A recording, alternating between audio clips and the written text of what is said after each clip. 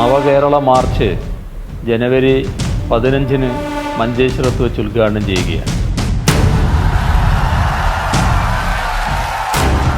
നവകേരള സൃഷ്ടിക്കായി കേരളത്തിലെ ജനങ്ങളെ അണിനിരത്തുന്നതിനാണ് ഈ മാർച്ച് പാർട്ടി സംഘടിപ്പിക്കുന്നത്.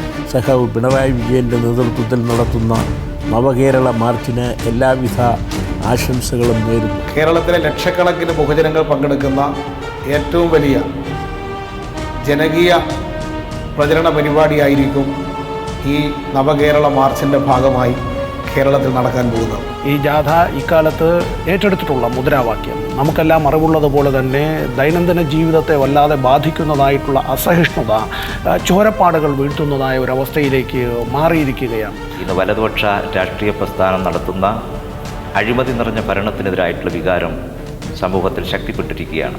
വിലക്കയറ്റം ഇന്ന് സർവ്വസാധാരണമായിരിക്കുന്നു. പെട്രോൾ വില വർധന എന്ന് പറഞ്ഞാൽ ഭയങ്കര വർധനയാണ്. ഇപ്പോൾ ഞങ്ങൾ നല്ല രീതിയിൽ ബാധിക്കുന്നുണ്ട്. നിത്യോപയോഗ സാധനങ്ങളുടെ വില വർധനവിനും ഇത് കാരണമാകുന്നു. രണ്ടാം UPA ഗവൺമെൻറ് 2ാം വർഷം മുതൽ വൻതോതിൽ റബ്ബർ ഇന്ത്യ രാജ്യത്തേക്ക് ഇറക്കുമതി ചെയ്യാൻ ആരംഭിച്ചു.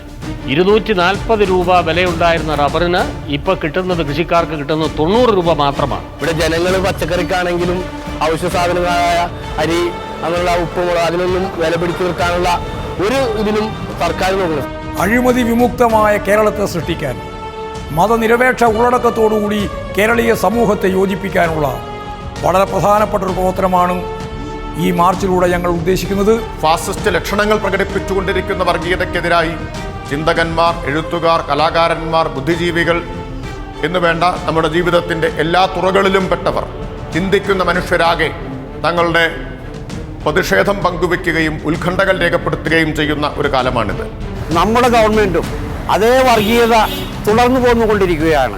ഈ കഴിഞ്ഞ 4.5 വർഷക്കാലമായി ഐക്യജനാധിപത്യ മുന്നണിയുടെ നേതൃത്വത്തിലുള്ള ഗവൺമെൻറ് നമ്മളാകെ നേടിയിട്ടുള്ള നേട്ടങ്ങളെ അട്ടിമറിക്കുകയും അതോടൊപ്പം തന്നെ ജനങ്ങളുടെ ജീവിതവും സ്വസ്ഥതയും സമാധാനവും എല്ലാം ഇല്ലാതാക്കുകയും ചെയ്തുകൊണ്ടുള്ള ഭരണവുമായിട്ട് മുന്നോട്ട് പോവുകയാണ്.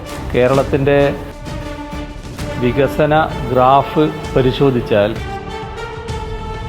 25 വർഷത്തോളം പുറകിലാണ് നാം നിൽക്കുന്നത്.